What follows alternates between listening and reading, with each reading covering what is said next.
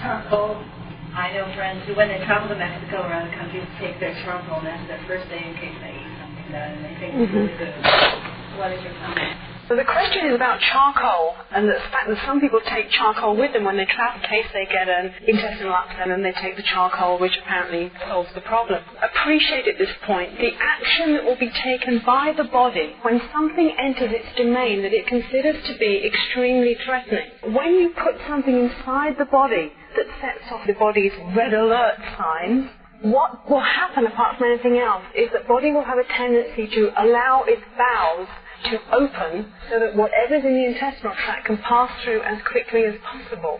When you put charcoal into the body, one of the effects that it has is that the body identifies it as something that is a toxic threat, and it starts to take action to get it out of itself as quickly as possible. Obviously, if you've got a problem in your intestines because of something you ate and you want to get it out of there fairly quickly, you can put charcoal into your system and it will speed up that process. It will get that stuff out of the inside of your body. But it's not something that I would recommend. It's certainly not something I would choose to put inside my body, as I know the carcinogenic implications to it. But I'm going to invite Doug to also respond to that, because I think it's an issue that is worth covering as in-depth as we can, because I know many people through very clever marketing have been led to believe that charcoal is the be-all and end-all for a number of complaints and symptoms and problems.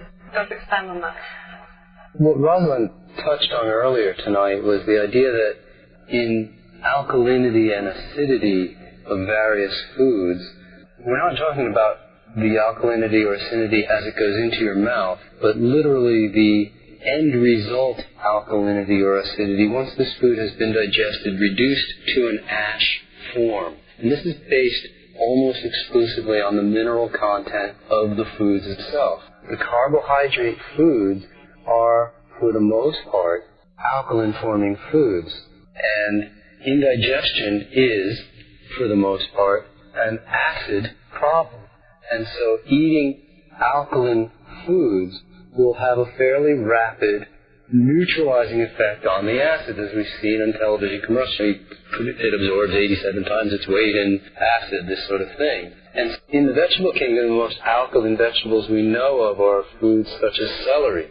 And many people will eat, as they're learning to eat more healthfully and still get some upset stomach problems, have found that eating a few bites or a few stalks, but literally just a few bites of celery, is enough to totally calm their stomach right back down again. Many of the complex carbohydrates reduced down to ash, pre-digested ash, as it were, in the form of charcoal, is still going to be very alkalizing to the body. In the instance of travel or other times when the stomach is extremely upset, eating a bit of charcoal will in fact absorb the acid, but there are other problems inherent in the consumption of the charcoal, making it something that we wouldn't want to have.